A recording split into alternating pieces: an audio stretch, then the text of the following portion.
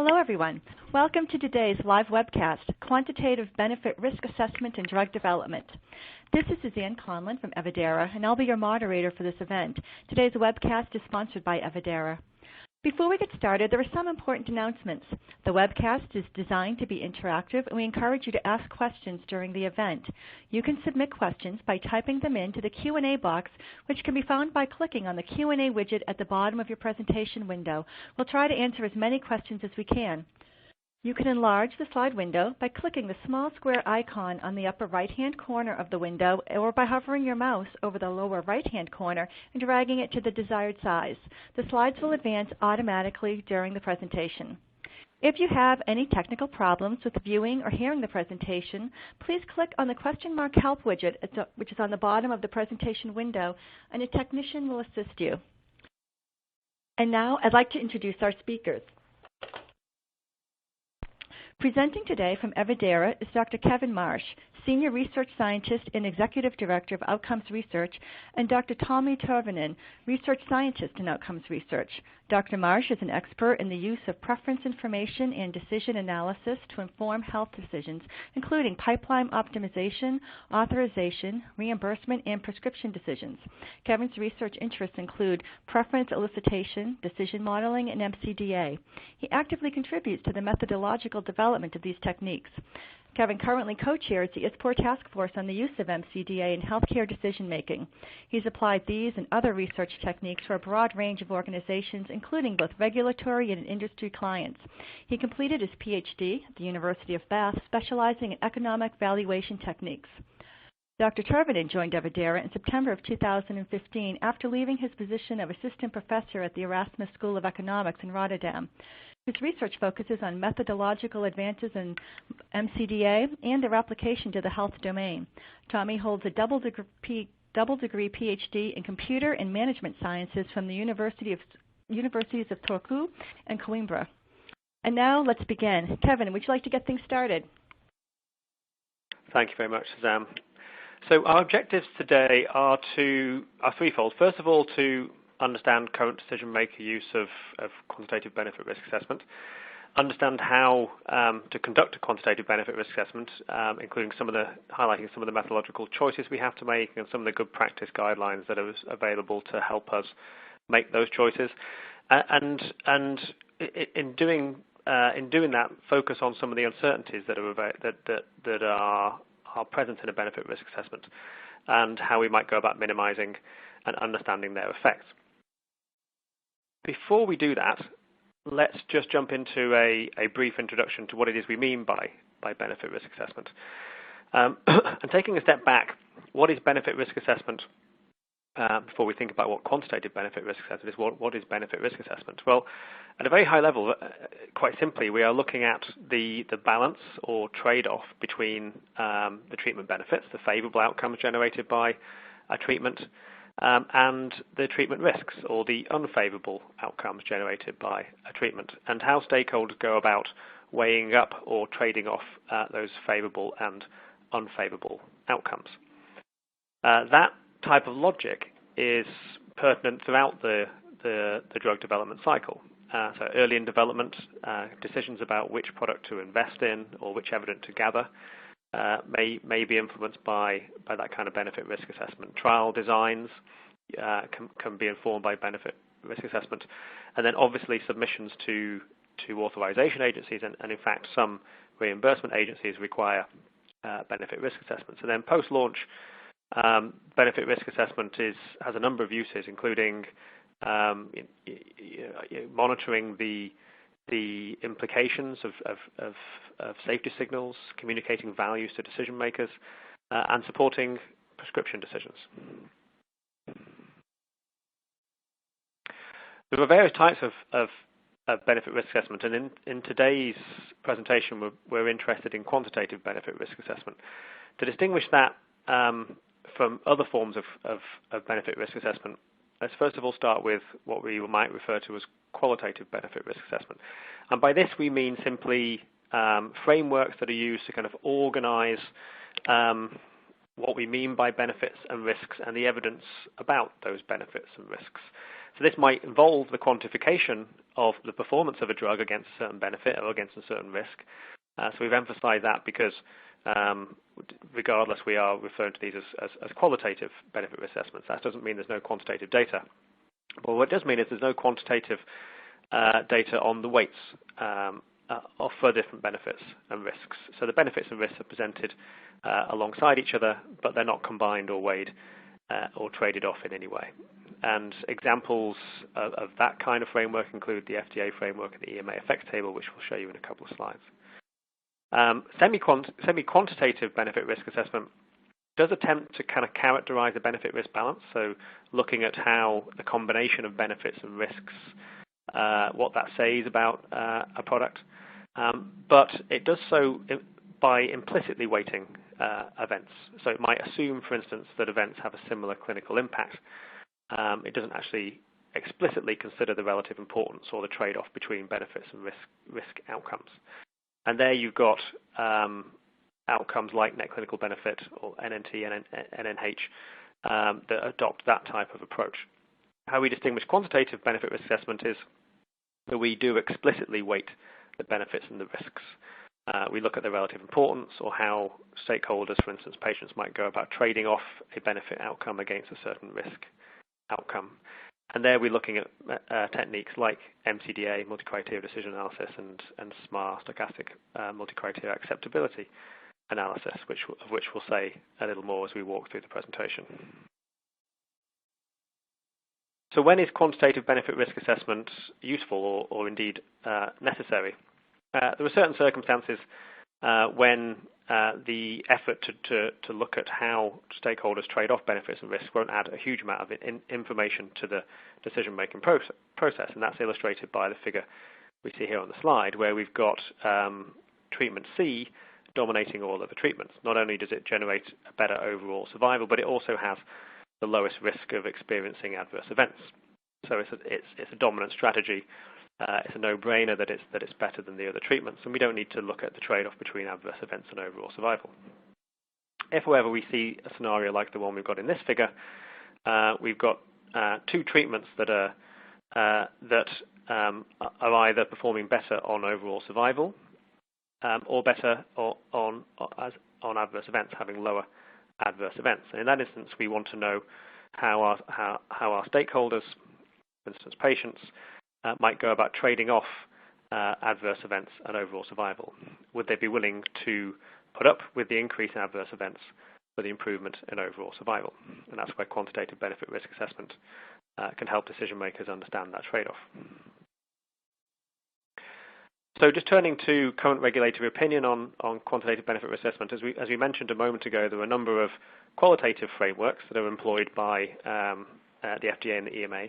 The FDA framework, as you can see in the top left of the figure there, which stimulates us to organize our thinking on what the benefits are, what the evidence for those benefits is, what the uncertainties in that evidence are.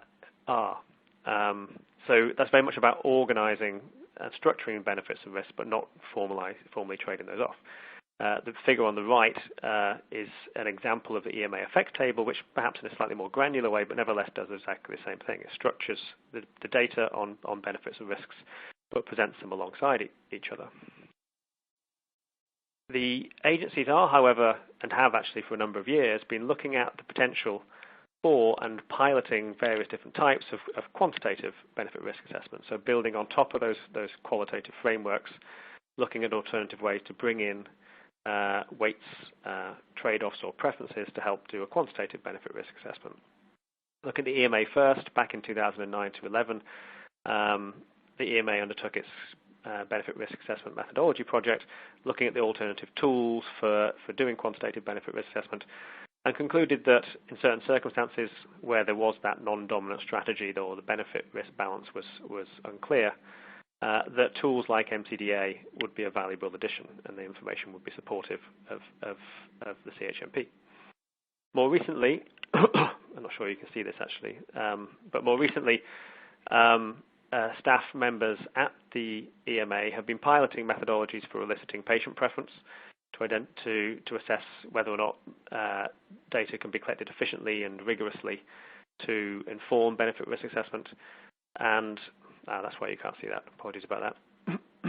And then more recently still, in fact, having kicked off in October, we've got the IMI Prefer project, of which the EMA is a participant.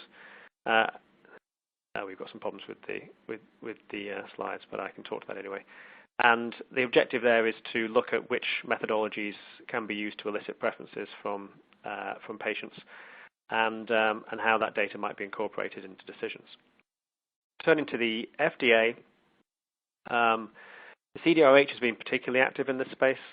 They have published guidelines, the front cover of which you can see here on the right-hand side of the slide, that identifies what they mean by quantitative benefit risk assessment and patient preference data, when that kind of data is useful, and gives some indication, at a high level at least, as to some of the principles that might be employed to determine how best to go about collecting that data. And we'll come back to some of those principles later on.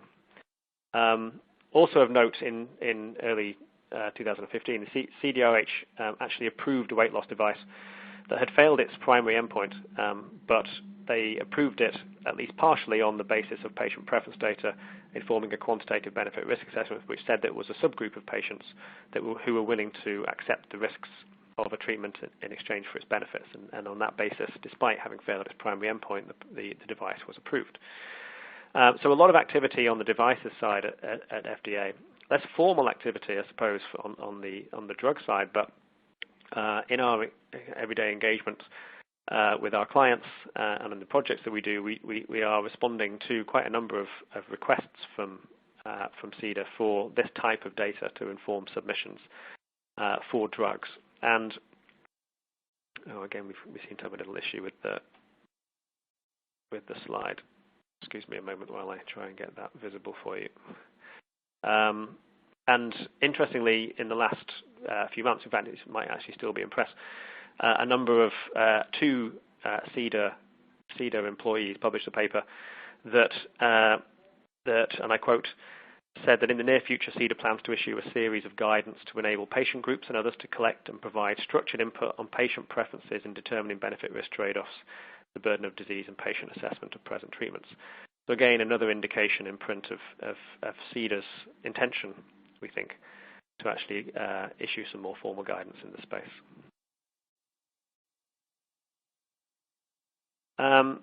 Just to illustrate the regulator use of quantitative benefit risk assessment, some of you may have seen us use this example before. It's one that we keep coming back to, because I think it's a nice example of quantitative benefit risk assessment impacting decisions. This is the example of natalizumab or Tysabri for relapse-remitting multiple sclerosis that was approved in 2004, but its license was withdrawn in 2005 as a number of kind of safety signals caused regulators to be concerned, but was then reintroduced due to patient demand in 2006. And in 2009, at least partly on the basis of a quantitative benefit risk assessment, the CHMP reassessed the benefit risk of Tysabri and agreed to continue its approval.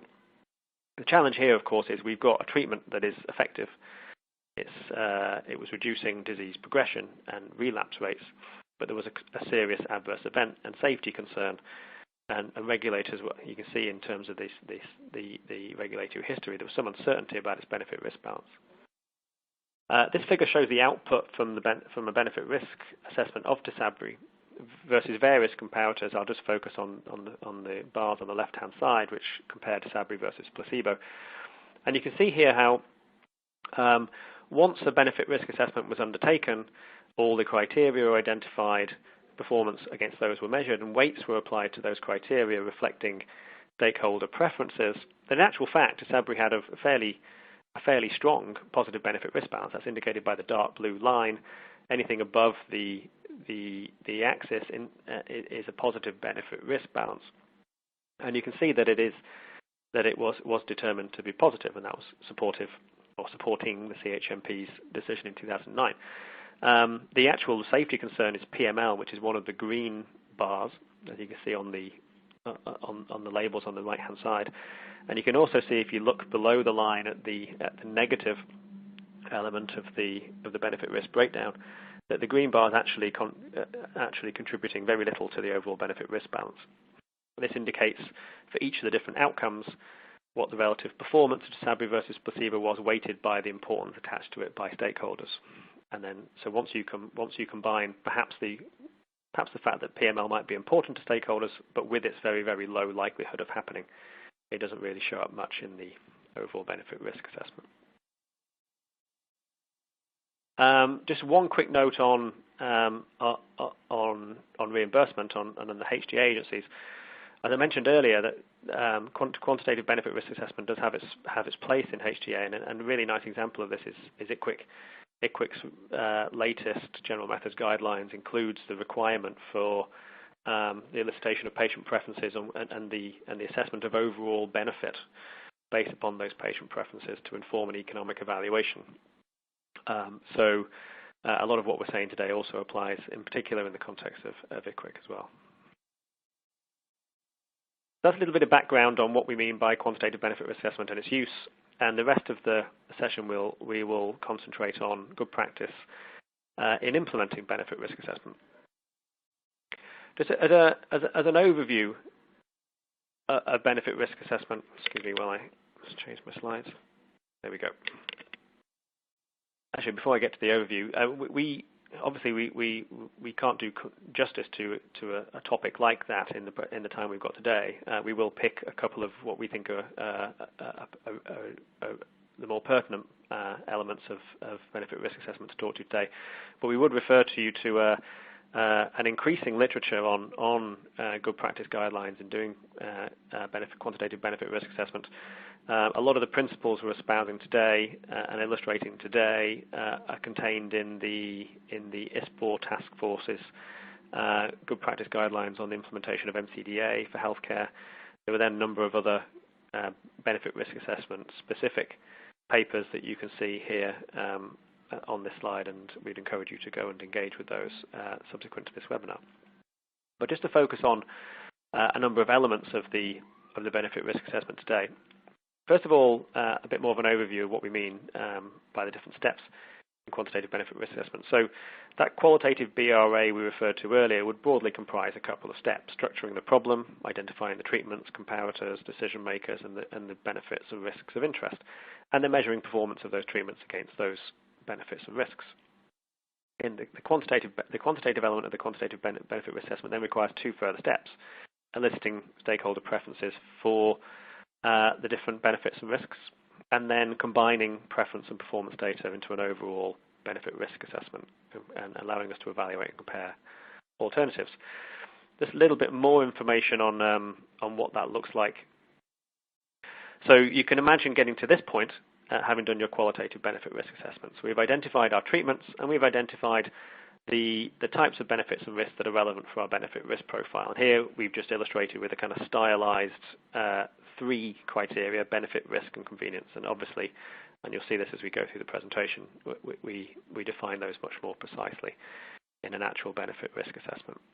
So then the quantitative benefit risk assessment will involve a number of further steps. First of all, we need to look at the preference for changes in these attributes. And that comprises two elements. Sometimes they're elicited separately, and sometimes they're elicited together. The first of all, what we might call partial value functions, which is the relative importance of changes within a criteria. And we'll come back to that and illustrate what we mean a little bit more by that. And having done that and combined that with the performance data, we're able to give a score, an estimate of the partial value of each of the treatments against each of the criteria. Then we need to look at, Then we need to look at the relative importance of each of the criteria. So how do we go about trading off the criteria themselves? And that is illustrated by, I don't think this is going to show you because of the flow of the slide. It is illustrated, it does. It's illustrated by the weights attached to each of the different criteria, WB, WR, and WC. Combining the partial values against each of the criteria with the relative importance of each of the criteria, we're able to assess the overall value of treatments. I don't think it's showing because of the animation on this slide. But we will combine those into an assessment of overall value, and we can use that to look at the relative value or rank of the different treatments. So I'm going to take us through one of the key steps in the benefit risk assessment, identifying benefits and risks. And then I'll hand over to Tommy, who will talk about a number of other of the steps that we've just outlined. So selecting and structuring criteria. This is often a step that we breeze over when we talk about benefit risk assessment, because I suppose the novel and interesting part of it is the preference solicitation. But it is often a step that we spend a significant amount of time on, and getting this wrong can actually have a significant impact upon the quality of your benefit risk analysis. We broadly organize our thinking as to how to select and structure criteria into two broad steps. One we characterize as kind of identifying a long list of criteria. And in different combinations, depending upon the problem, we draw on a number of different sources. First of all, review of relevant documentation can be a very valuable source. So trial protocols and SAPs can tell us the kinds of endpoints that have been included in the trials. We need to know what data we have, so that's important. But it's also an indication of what the manufacturers of those products think about the performance, the likely performance of drugs. So that's an important insight. Previous benefit risk assessment and other sources of insight into patient or other stakeholder preferences can tell us what they value. Looking at previous decisions can tell us what decision makers are interested in looking at. And bringing all that data together can give us a good understanding of the lists of benefits and risks that might be pertinent. We would always advise and invariably do also engage stakeholders themselves. So it might be a patient we're interested in when we're undertaking a benefit risk assessment. So we would organize focus groups or interviews with patients to make sure we understand what benefits and risks they see associated with different types of treatments. The way we do that varies depending upon the problem, and there are various different frameworks and that you can use to inform how you go about designing those stakeholder engagements. Those are broadly organized into two types: top-down and bottom-up. Top-down is the attempt to identify the fundamental values. So each time we identify a benefit or a risk of a treatment, we ask why is that important? Is that the fundamental aim of the treatment, or is that a proxy for or an intermediary endpoint in the attainment of a more fundamental objective of this treatment? So we identify the fundamental objectives, and then we can break those down into the constituent parts. Bottom-up works the opposite way. We identify all the characteristics and distinguishing features of treatments, and then we try and organize those into more aggregated categories of value. Regardless of how you do that, once you've got your long list, then this is quite an important step. The next step is to then shorten that list of criteria into a list that is compatible with the analytical framework that you're going to use in the benefit risk assessment. This is the step particularly pertinent to quantitative benefit risk assessment. First of all, justifying criteria. We need to consider the properties of criteria sets, and I'll come on and say a little bit more about those in a moment. And we also need to justify the definitions of the criteria, whether or not we define those in absolute or relative ways, fundamental or intermediary outputs, whether they're understandable and operational, etc., need to be considered when we define our criteria. But just looking at those criteria properties for a moment, there are a number that we emphasize and need to think through as we're defining our models. Often the benefit risk assessments adopt an additive framework. Where that's the case, there are a number of key requirements. I just emphasize a couple. So, for instance, obviously we need our criteria list to be complete. We need to consider all the benefits and risks that are relevant to the decision. We don't want any redundancy in there. We don't want the criteria that are overlapping, for instance, capturing the same value concepts. Otherwise, we risk double counting. The bottom one is one that is particularly causes some challenge, and that's preferential independence. And what we're interested in there is avoiding a situation where the amount that you care about or the preference you have for the performance against one criteria depends upon the performance against another criteria. Where that's the case, the additive model is inappropriate, and I'll illustrate that in a minute. So given those kinds of requirements, there are a number of challenges that we often see when we are designing benefit risk assessments, which we thought would be useful to highlight. Adverse events are invariably a challenge in terms of ensuring that, first of all, we have a complete list of adverse events in order to achieve the completeness criterion. And once we've done that, we often find that the list of adverse events can be quite long, particularly where we've got lots of treatments and comparators, multiplying the types of adverse events. Another challenge is that for not every treatment is there a measure of the performance against each adverse event. Trials may approach the measurement of adverse events in different ways. Given these challenges, we need to make a decision about whether or not to group adverse events into maybe categories of severity. Likelihood of experiencing a severe or a non-severe adverse event might be 2 criteria, or whether or not we keep a disaggregated list of adverse events. And it will depend upon the situation you're working in as to what the most appropriate strategy is. How many adverse events do you have? What is your preference elicitation methodology? Will dictate how many treatment attributes you can accommodate. So you need to consider that. Will aggregating your adverse events somehow mask important differences in adverse events, which will be relevant to patient's assessment? So all these factors will inform which of those strategies is pertinent. Overlap of clinical events is again a common challenge. So a nice illustration of this is where we've got events that have a mortality risk, and we want to include a mortality criteria in our model. If I include risk of death as a criteria, then risk of experiencing a myocardial infarction could and will likely overlap with that risk of death because a portion of those MIs will be fatal. So we need to be aware of those potential overlaps and tease them out. So we might have a mortality criteria and another criteria which will be non-fatal myocardial infarction to avoid that overlap. We're increasingly doing a lot of work in oncology, and again, the endpoints available in oncology trials are again exposed to this issue of overlap. A nice illustration would be, but we could list many.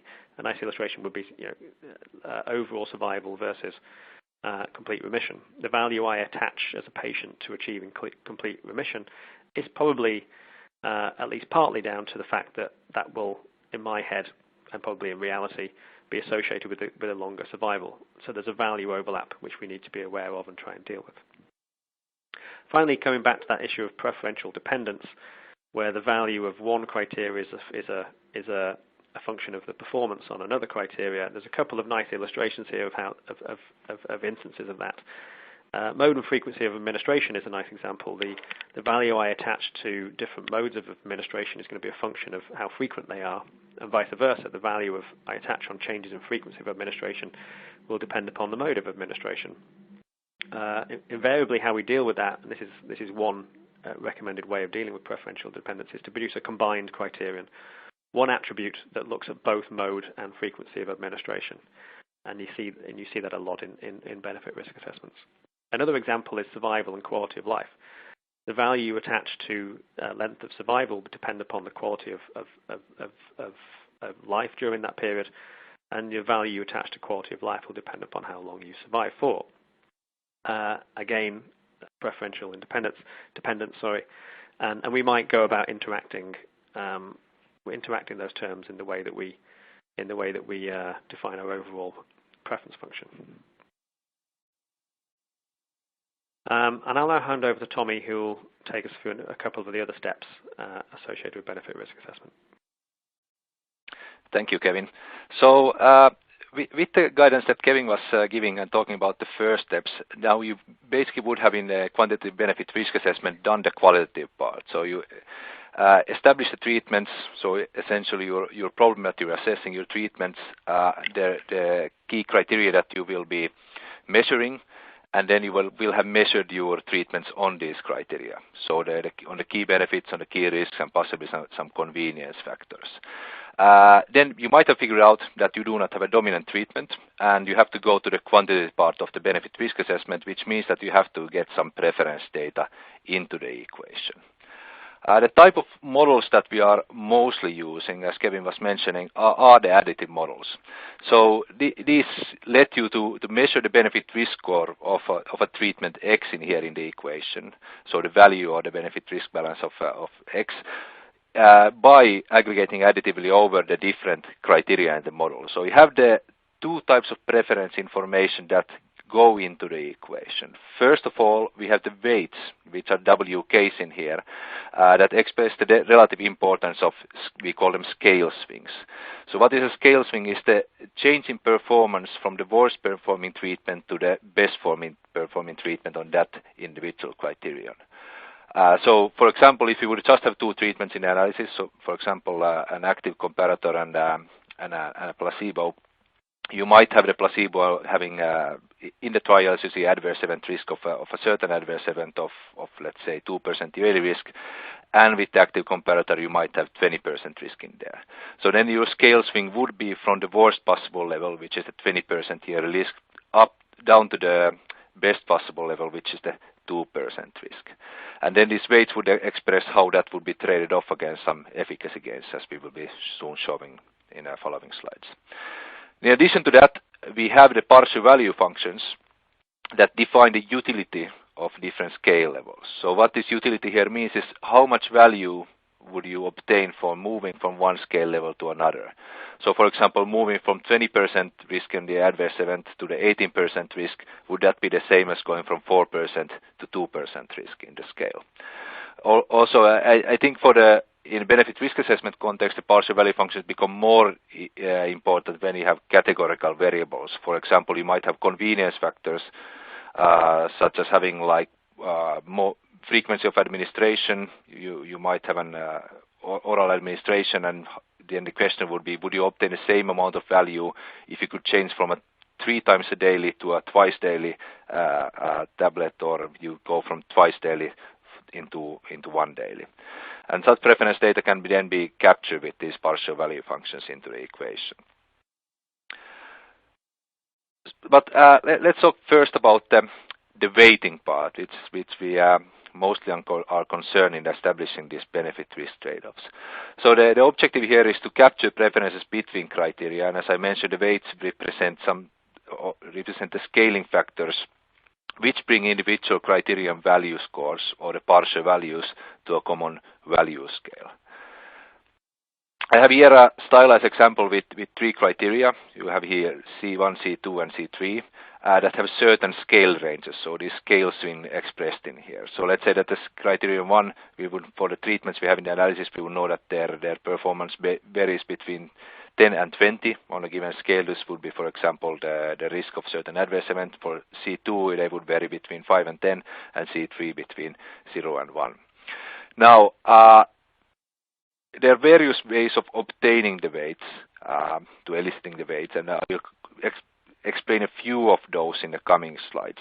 But let's assume that we would have these weights 40, 20, and 40 for these given criteria with a certain technique. Then if you have linear partial value functions, what are these linear partial value functions? It means that the change over the scale ranges at different points of the scale range would be of equal value. So for example, if C1 would be this risk of adverse events, linear partial value function means that the changing of the, let's say, yearly risk of these adverse events from 20 to 18% is as valuable as changing it from 12 to 10%. So the changes on different parts of the scale range are equally valuable, or providing equal amount of, let's say, benefit risk score to the treatments. So if you would have this linear partial value functions, sometimes we have it as an assumption, other times we elicit them, then 1 unit increase in C1 is worth the same amount as 1 unit increase in C2. So if you look at the scale range of C1, that is of 10 of these units, and the weight of this criterion is 40, whereas the scale range of C2 is 5 units and the weight is 20. So the scale range of C1 is double the scale range of C2, but the weight is also double that of C1. So we will have commensurate importance of the scale range changes with respect to the weighting them with the weights in here. So each unit of change in C1 gets a weight of 4, and each unit of change in C2 would get a weight of 4. So the weights only have an meaning in the additive benefit risk models with respect to the sizes of the scale ranges. That is something that you should keep in mind when you are, for example, interpreting results that you see in the literature. So if they do not take this into account, then the results are most likely to be invalid. So there's few different ways that you can elicit weights. I'm going to go through two of those into a very little detail in the presentation. Where our time is very limited, so please free to ask or send questions, or we can point you to further references on these techniques following this webinar. So the first one is swing weighting, which is most closely related to the MCDA type of techniques.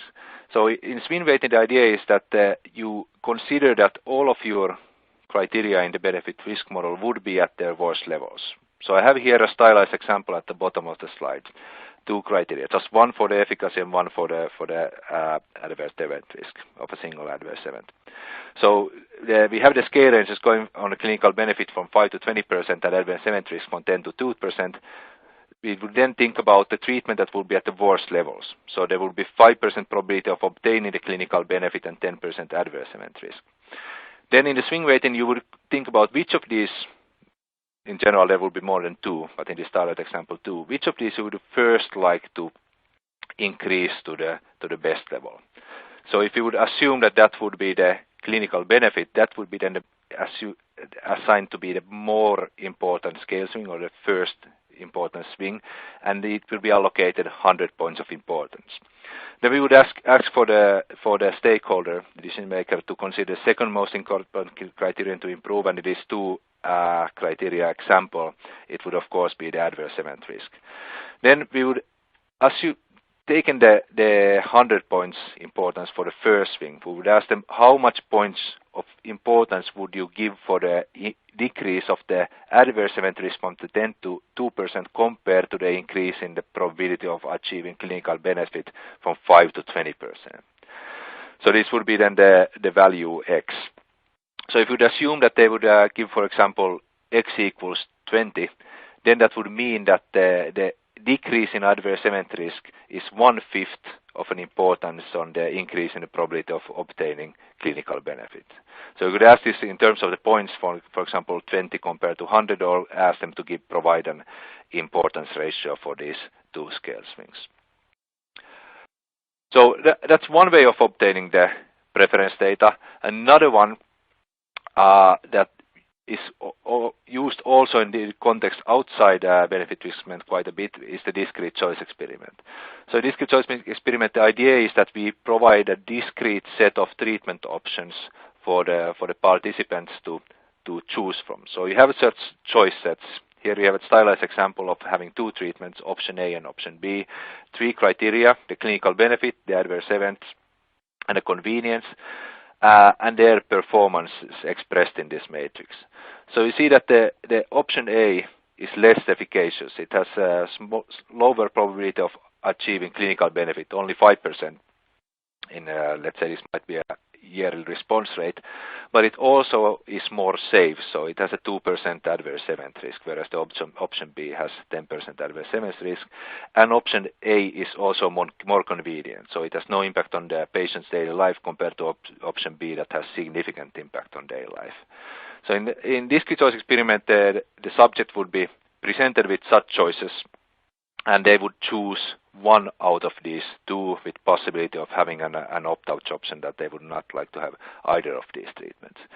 So then given a set of such choices where the levels are changed, so the probabilities of clinical benefit and the risk of adverse events and convenience are also changed, and the actual attributes might be taken from a subset of a larger set of attributes in the different questions. The discrete choice experiment allows then to establish for usually a population of subjects their general preferences. Yeah, so the difference between these two elicitation technique is that the swing weighting allows to establish exactly the preference data for a single subject, whereas in discrete choice experiments you are more estimating preferences for a population of subjects, for example, such as patients. And that has quite a bit of implications of which type of benefit risk assessment each of them is more suitable for. The nice thing about this is that you establish simultaneously when you then estimate the econometrical choice model, you establish simultaneously both the weights and the partial value functions in one. So then the weights are essentially scale these partial value functions, and you can express the results such as in this case. So in here, for example, on the left-hand side, this is the weight loss case that Kevin was talking about earlier.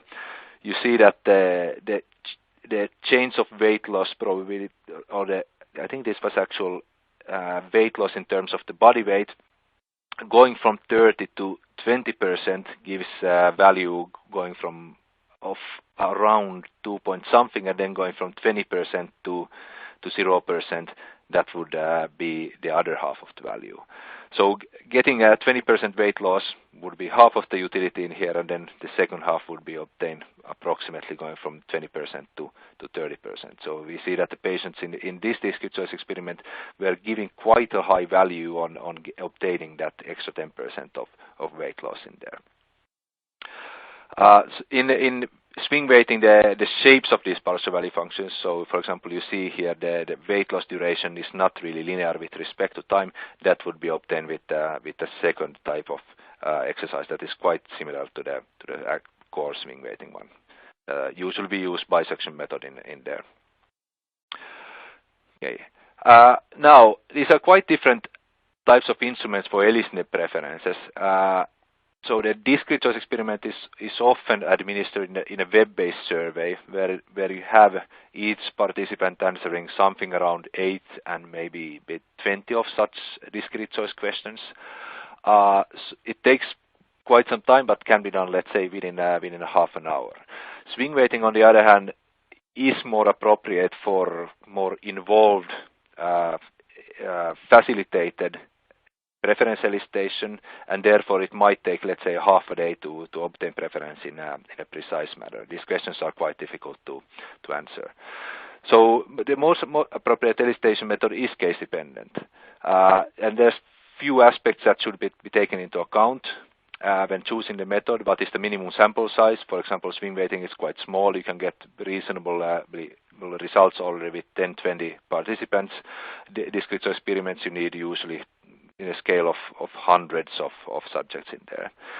Time per participant in swing weighting is way longer, as I mentioned, with this discrete choice experiment. And nice thing is that both of these methods allow to establish trade-offs between more than two criteria. So you can have this reasonable amount of criteria in your benefit risk model up to the good practice limitation, which would be, I would say, at least with swing weighting, somewhere around 10 and 15. As I mentioned, there are other methods that you can use as well, such as thresholding, that aims to establish the maximum acceptable risk or minimum acceptable benefit with respect to the other side of the equations. And that only works really just with two criteria, of which one could be a compound one, of course. In addition to these more operational aspects, there's also other aspects that you should consider when choosing the most appropriate method for eliciting preferences in benefit risk assessment. So we've highlighted here a few that have been raised as possible concerns by the FDA. First of all, comprehension by study participants. The participants should be able to understand the medical information that you're providing to them, and they should be able to understand the choice task or the elicitation task that you're asking them to complete. This might differ quite a bit on the patient population, whether they're able to understand the information. For example, if you're going for very old, very sick patients, or very going for younger, in better shape, what's their cognitive capabilities, if they have some minor impairments, for example, that might make one method more appropriate than another one. Then you should also always consider cognitive biases. We know that preference elicitation methods, all of them are prone to certain types of biases, and different methods are prone to different biases, and you should be aware of the biases that are occurring with all of the methods when you are choosing to go for one of them, and be prepared to mitigate and at least acknowledge the biases that you might have. Then we often are interested in estimating preferences for a population. This is especially pertinent with patient preference studies, and you should make sure that you are achieving reasonable representativeness of population preferences, and the sample size considerations come quite a bit into equation in here. Then we know that preferences vary by individuals, and you might be able to explain how the preferences vary between individuals with respect to, for example, their socio-demographic or clinical characteristics. So there are heterogeneous preferences among different subgroups of, for example, patients, and you should often consider trying at least to capture this heterogeneity and explain the heterogeneity in the preference in the population. Then validity and reliability, as with all studies, is important, so that you have a reliable study design. We would at least hope that if you would conduct the study again, you would have comparable results. You have reliability in the results, and you should test for external and internal validity to a certain extent at least. We acknowledge it might not be always completely possible to do to a degree that we would like to due to practical considerations, but at least some validity checks should be in there, especially if you are applying methods such as discrete choice experiments. And last but not least, your results should be robust to variations to small variations in the study design. Okay, then assume that you have got your preference data. Then you can get into the actual benefit risk modeling part of it there. So we plug in the benefit risk measurements, or the performance measurements of the treatments on the different attributes into the equation, and we plug in there also the preferences elicited with one of the methods that I have explained before, or other ones that are mentioned in literature. So what we do then is that we aggregate these two main components, performance data and preference data, to overall benefit risk scores that you can express, for example, with respect to these weighted components in the overall value or in the overall benefit risk value. I have here an example with 13 criteria, and you can express, for example, just like simple bar charts, the components, or as Kevin was showing earlier with the Tisabri case, you could show the risks with respect to like subtracting value from the overall benefit risk score. What you see, for example, in this case is that this is an assessment of 5 oral anticoagulants, dabigatran, apixaban, edoxaban, rivaroxaban, and warfarin with respect to these 13 different criteria. And you see that dabigatran has the highest overall benefit risk value in here, which is driven quite a bit by its reasonable safety profile that also was attributed quite a bit of importance in the analysis. Now, once you have done the base case analysis, such as what I explained in the previous slide, you often should consider also uncertainty in the results. So to have a bit of the idea of the robustness of your results that were also highlighted by FDA to be an important aspect to consider. So what do we have uncertainty in our analysis? First of all, we have uncertainty about treatment performances. Then we have uncertainty about the preference data. And third of all, we have the uncertainty whether we have correct criteria in the first place included in the model. Where does this uncertainty stem from? With respect to treatment performances, we have basically always imprecise clinical trial effect estimates due to the limited sample size. If we establish the performances by combining relative effect estimates with baseline estimates, then we have imprecision also in these baseline estimates, so for the baseline risk, for example.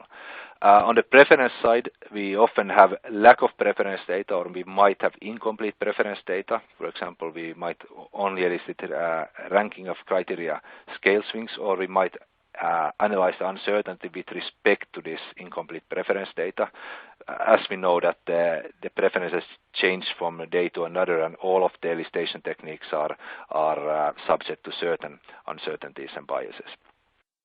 Then we also have heterogeneous population preferences that you can analyze in uncertainty analysis. And last but not least, you might consider different criteria to include with respect to scenario analysis. I will go briefly through two types of uncertainty analysis to give a bit of an idea what sort of outputs we can obtain in there, the one-way and multi-way sensitivity analysis. So in one-way sensitivity analysis, the idea is that we vary one parameter at a time within a certain interval. Most of the times we are doing this with weights, as they are normalized to sum to a certain constant, usually to a unity, and therefore the interval is unambiguous to define. With performances, it's a bit more difficult because there comes a question of what would be the plausible range of variation in there. So in this case, when you do it with weights, it describes how much one criterion's weight needs to change for the results to change. So having an example of a statin benefit risk assessment where the baseline weight was 0.09, expressed here by the dashed gray line at the left side of this figure. And for that weight, the fluvastatin has the highest overall benefit risk score, and in order for it to be overtaken in the benefit risk score by atorvastatin, which is the red line, the weight would have to be around 0.7, I would say, in there. Yeah. So with this one-way sensitivity analysis, you're already able to say that the results are quite robust with respect to the vary this single weight. But we have quite a bit of parameters in these benefit risk models. So we have the treatment performance estimates, and we have the preference data, the weights and the partial value functions. So it often makes sense to conduct a multi-way sensitivity analysis, which might be termed stochastic multi-criteria acceptability analysis, the so-called SMA method, or in some other concepts it's called probabilistic sensitivity analysis, so PSA.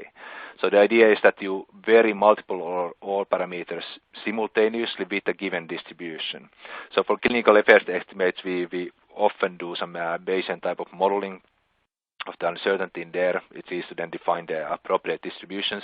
And for the weights, we might, for example, define them as uniform distribution over some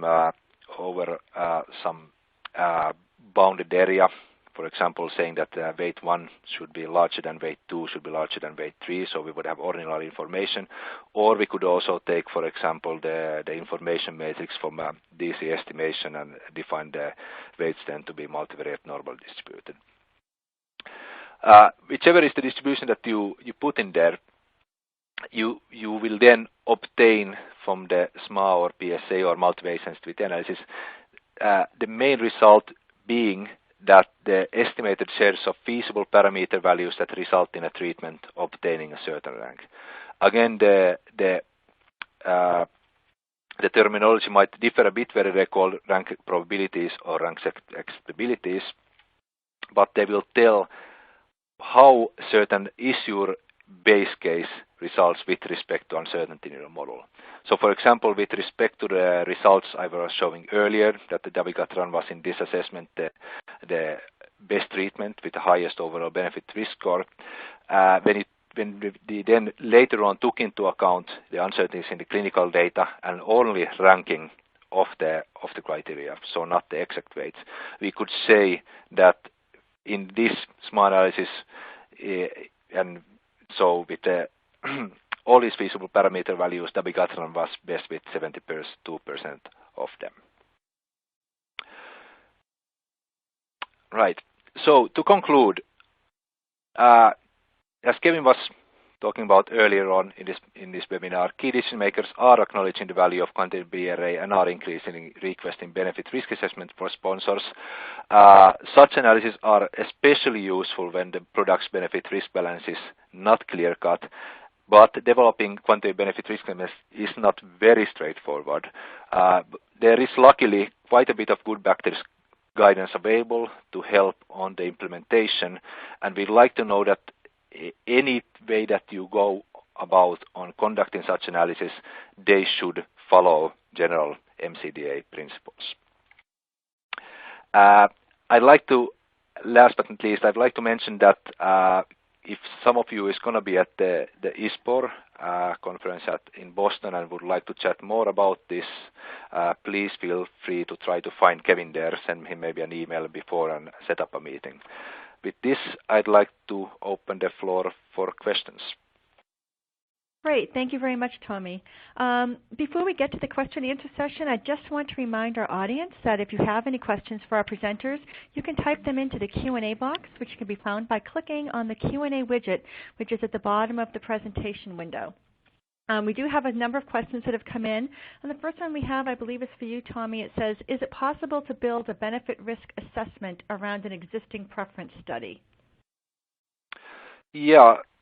Yes, definitely possible. I think when we are doing that quite often, either as let's say an exploratory phase or as a main analysis, we often run into two types of challenges in there. First is the methodological quality of the existing preference study. Quite a bit of, especially with respect to discrete choice experimental, quite a bit of them have been developed for more of a marketing type of purposes, for understanding how patients value attributes, and then the methodological quality might not be sufficient really to inform benefit risk assessment, especially if you would go to a regulatory rigor of analysis in there. Then the second part that kind of partially links to the first part in there as well is that we would need the attributes to adhere to a certain requirements that Kevin was mentioning. So, for example, there should not be overlap. They should be preferentially independent. And if the attributes do not adhere to these requirements, then it is very, very difficult to take the preference data and plug that into the benefit risk assessment. Okay. Another question we have is, you mentioned the use of benefit risk assessment earlier in the development process. Is there much use of benefit risk assessment as part of trial simulation? I'll take that one, Suzanne. Thanks. Okay.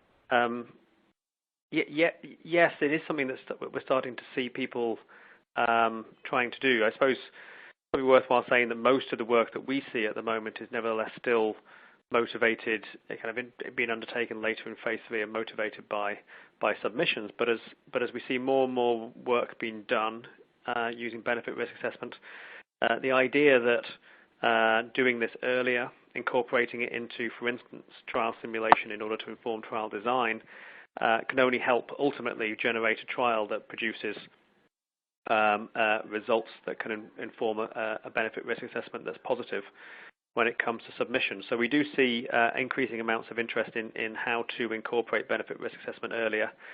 Trial simulation is an obvious place to do it. For those who are familiar with this, at the moment, those simulations incorporate a concept of kind of probability of success, the probability that a particular trial design produces a successful outcome. And that's based upon whatever perspective you want. So, for instance, you might employ a health economics perspective and stick a health economics model there to look at the likelihood of the probability of a trial design producing a successful outcome, where a successful outcome would be, a low ISA. You can replace that perspective with a benefit risk assessment perspective and run your trial simulations to look at the likelihood that a different trial scenario produces a positive benefit risk balance. So it's perfectly possible, and I think as we see more and more companies incorporating benefit risk assessment into their submissions process, we'll see it being cascaded back down into the trial simulation stage as well. And in actual fact, that's also being stimulated by some of the requests that we've seen from the FDA, for instance, requesting that companies undertake benefit risk assessment to inform the sizing of trials, to determine the sample size required in order to generate performance measures that would then be able to be used to demonstrate a positive benefit risk balance. Great. I think we have time for one more question, and this is a nice basic question. It says, how long does it take to do a benefit risk assessment? Good question. Depends a bit what all would you do in there. The preference elicitation takes often reasonable amount of time, depending a bit who you aim to obtain preferences from.